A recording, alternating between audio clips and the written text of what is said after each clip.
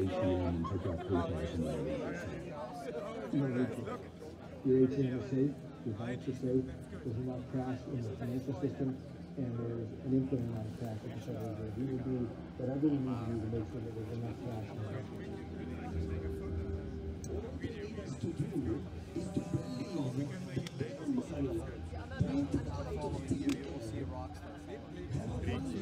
So they can buy whatever they want. It's fake money. There's nothing behind it. I don't believe that we should ever have a good money again before we take the thing out of the hands of government. Then you can't take them violently out of the hands of government. All we can do is, by some sly roundabout way, introduce something to trust. Tonight we celebrate the revolution of technology born out of a desire for freedom and self-sovereignty. It's more than just code, it's hope. Hope for a world where money is free from control, where trust is built into the system, and where people everywhere can take back control of their financial future. Look up as we head to a journey that has only just begun.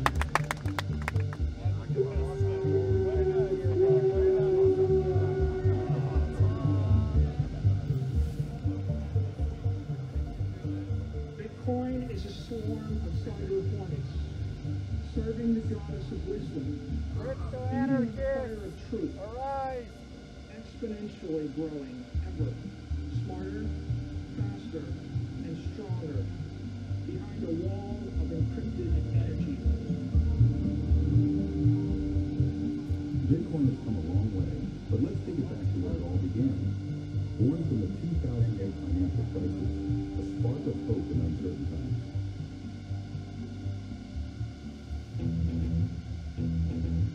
In October of 2008, a paper was published called Bitcoin, and that paper explained how the system works.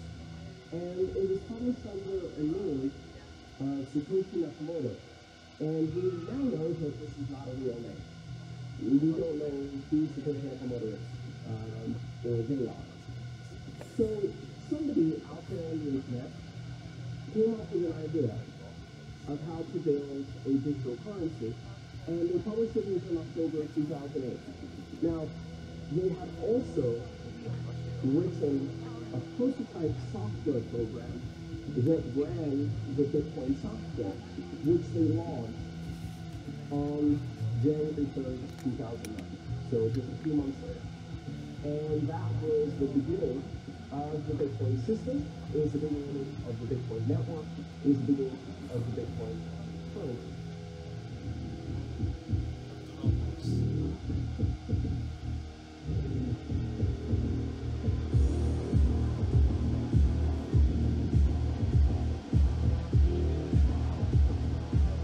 So this sounds like a weird story, right? Some person we don't know who it is shows up on the internet, posts a paper, launches the software, some other people run the software as well, and this thing starts running. Embedded within the very first block that was created on the Bitcoin blockchain was a message. And this message was handcrafted into the Bitcoin software, and it was embedded in there for a reason. Here's more on the second deal license. For the first time, digitally move $1 million from here to the year 2140. That is a remarkable accomplishment, and it uses proof of work, 10-minute block times, distributed consensus, a distributed network, a fixed supply, and no insurance policy to achieve that.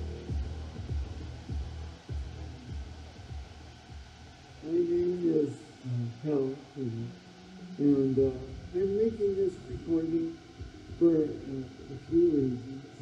Mostly because I want people in the future to be able to hear my voice and maybe something of my story. On January 12th, 2009, the day of the first Bitcoin transaction, Satoshi Nakamoto sent 10 Bitcoins to Hal Finney. This wasn't just a transfer of value, it was the birth of a new financial system. With that simple transaction, Bitcoin moved from an idea to reality, proving that money could be exchanged without banks, governments, or middlemen. That first transaction wasn't just history, it was the beginning of a revolution. A revolution that continues to challenge the way we think about trust, freedom, and the very nature of money. How did you get this idea to trade Bitcoin for pizza? I just honestly thought it would be really cool if I could say, hey, I just traded this, open source internet money for a real world good. And I thought, what better thing than food? Food is a basic necessity. And, pizza, every geek understands pizza. From the first test transaction to reality, Bitcoin's journey took a crucial leap on May 22nd, 2010. On that day, something extraordinary happened. Bitcoin was used to make its first real-world purchase. What was it? Pizza. Laszlo Hanyecz spent 10,000 Bitcoins to buy 2 pizzas, proving that this decentralized currency could move beyond the digital and into our daily lives. It wasn't just about food, it was about a vision becoming reality. That single transaction showed the world that Bitcoin could be more than an idea. It could be a revolution. And from that moment, Bitcoin's story shifted. What started with 2 pizzas has turned into a global movement, where Bitcoin now powers the future of money.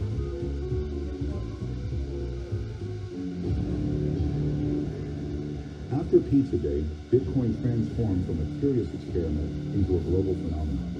It became a lifeline for organizations like WikiLeaks, allowing them to operate when cut off from traditional financial systems. In oppressive regimes, Bitcoin offered a way for people to escape inflation and reclaim financial sovereignty. Despite relentless attacks, both technical and political, Bitcoin endured, rising in price and adoption. Bitcoin has achieved a level of computing that no single nation state can overthrow through computation alone. The effort to do so would require a massive covert operation of chip fabrication, then the coordinated assault that would give them dominance over the next block for 10 minutes until we kick those bastards off the network. Despite relentless attacks, both technical and political, Bitcoin endured, rising in price and adoption. Today, hundreds of millions use Bitcoin, many for whom banking was out of reach. More than just money, Bitcoin is a tool for freedom, the freedom to transact and the promise of a true global currency.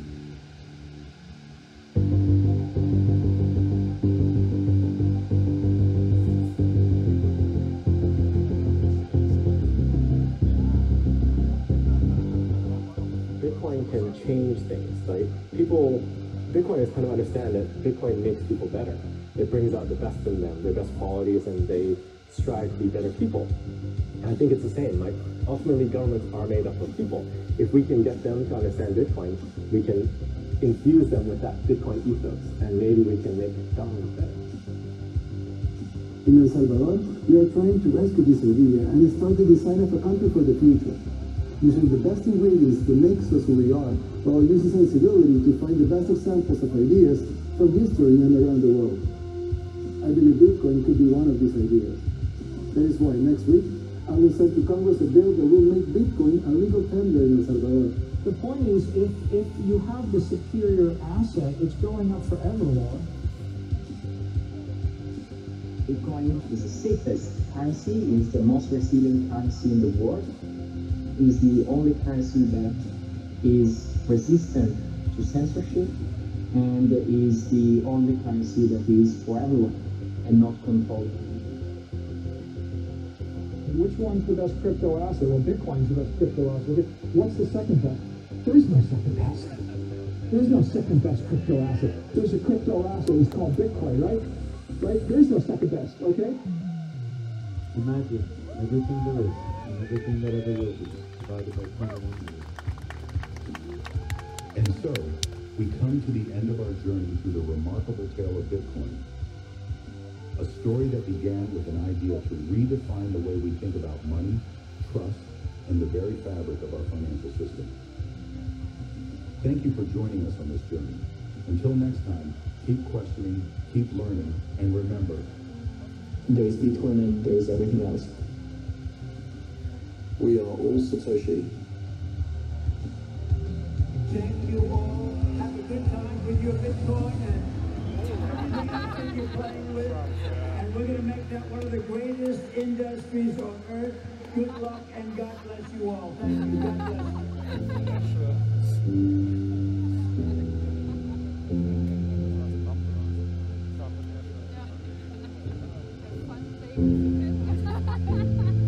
This show was brought to you by our sponsor, Cybergroom.com.